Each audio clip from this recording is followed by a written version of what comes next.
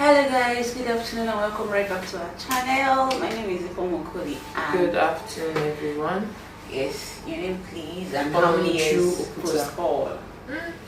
9-10 years. Well, I paid 17.5 this year, so it's 10 years post call. MBA. I'm still paying 5,000 anyways. Enjoy it while it lasts. It lasts though. Anyway, so today we're going to talk about your first day in court. What your experience was like? Your first appearance in court. Oh, my first appearance in court was during my service year. I served with Department of Public Prosecution in Asaba, Delta State. Okay. So the first time, I literally begged my Oga, the DPP at the time, to like, I want to go to court. I want to go to court. Fine, let me go to court. You know, and I actually, my very first appearance, I was alone in court, and I appeared before the Chief Justice of the state at the time, Honorable Justice Marshall Mukuru. So you know the funny thing, when I announced my appearance, so he asked me, okay, you're appearing for the state. What's your position? I said, well, I don't have a position. I'm a serving lawyer. Anyways, he was like, no, you do have a position. I said, my lord, I don't have any position. No, I'm a serving lawyer. I don't have any position. I'm not in the employment of the Delta State government. He said, Ms. Okuta, you do have a position. You just don't know. I said, my lord, I don't have any position. I was literally arguing with him, you know. So he now called on another lawyer in court that day, and he was like, can you please educate Ms. Okuta as to her position with the state? So it was that lawyer that asked him and said, well, you should know that as a serving lawyer, you are a People's State Counsel. And I was like, oh, really? I didn't know. Thank you, sir, for telling me. That was when I now announced my appearance properly and conducted the matter. It was a bail application I was to oppose, so I was prepared for that part, but I was not prepared as to my position at the Ministry of Justice at the time. But it was all good. I enjoyed it. Well, my first day in court, I think they called me to bar. They said they called me to bar today. I had to use, because then Warri Airport, they are not working. I had to use Asaba. Okay. So as to do some one or two things about my NYSC whatever, and came back. Oh. So because of the long journey and how I traveled, I came back quite late. Okay. Then my boss now called me that night and said that I was going to go to court the next day. But let me get it. You were already serving before you called? Yes, I was already okay. serving. Like my service started like 2 months before call. Oh, okay, I see. So I didn't have any serious knowledge of. So I think it was more like she was waiting for you to be properly so called, so you just go to court head on. She said, and I really appreciate her till date. She said that that's how to make me, you know, be in love with yes, you. just start. Hey, God. There is no kind of practice I did not do that day. I'll stand in front of the mirror. I'll see how to announce appearance. Respectfully, my lord. Hey. Like I was really tensed. Wow. So the next day, being that I'm not with the fire, I don't know anything about the matter and all of that.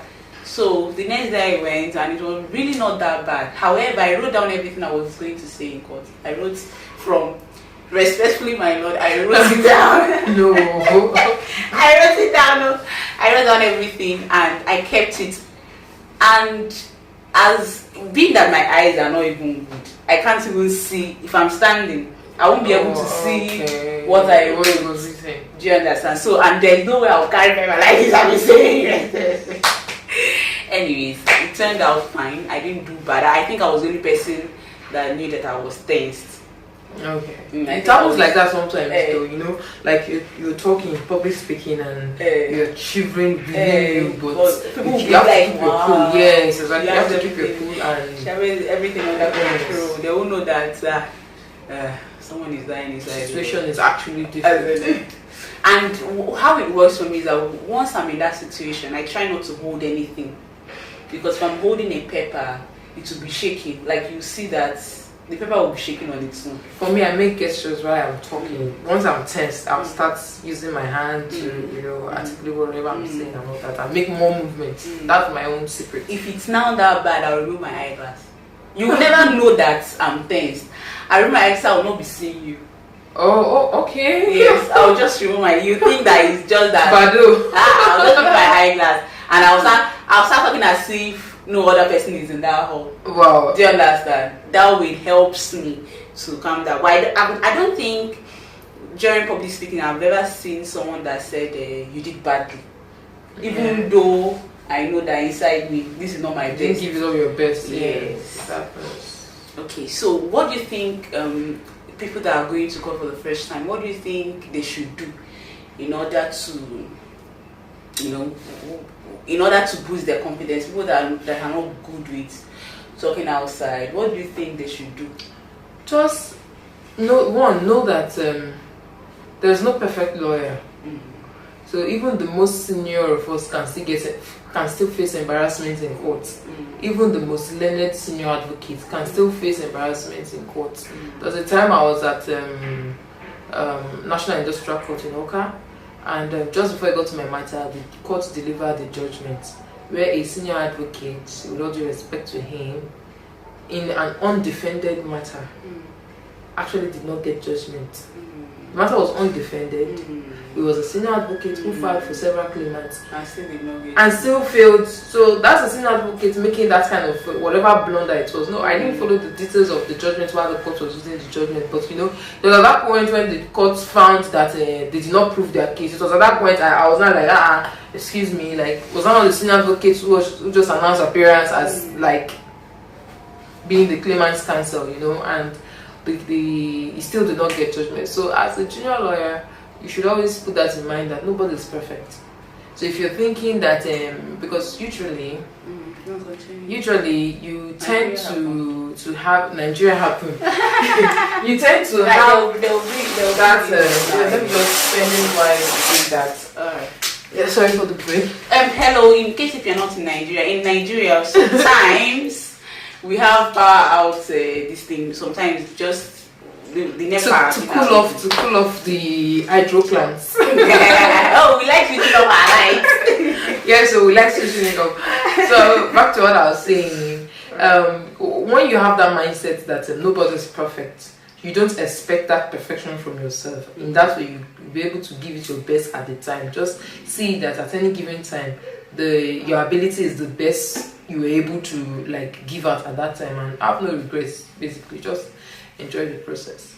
Okay, I think this is being that the topic is about your first time in court. I don't think there is any other concern that someone. Oh yes, I think I would have to add this. I know I should add this. In case if you are scared, let's say you are scared of public speaking, I think the first thing you're supposed to do is to know the topic, even if it's not about going to court.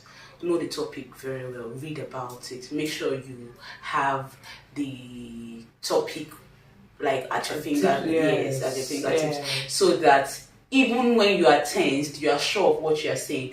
It's worse when you don't even know what you're talking about. Yes, and then you are tensed on top. That would just kill your confidence, like totally and completely. Yes. So give it time. Read about it.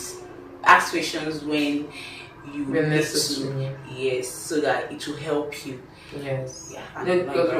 When I was in law school, Missy Kimi, yes, that was the name, Missy Kimi. She was there. Yes. She was still there. Yes. I think she did was it civil litigation, I think, while I was there. So she would say that it is only a stupid man that does not know that he does not know. So when you know that you do not know, you're actually not a stupid person. It actually takes an intelligent person to know that you actually do not know. Yeah, exactly. To acknowledge that you actually do not know about something, and then that acknowledgement will now be your first step towards knowing it. But when you do not know, and you do not even know that you do not know, or claim to know, that's just stupidity. Okay, I think I'll end this video right here till I come your way next time. If you have any other questions, kindly chat me up. Remember to like and share this video. Subscribe to my YouTube channel as it will help me to grow. Thank you. Bye. Bye.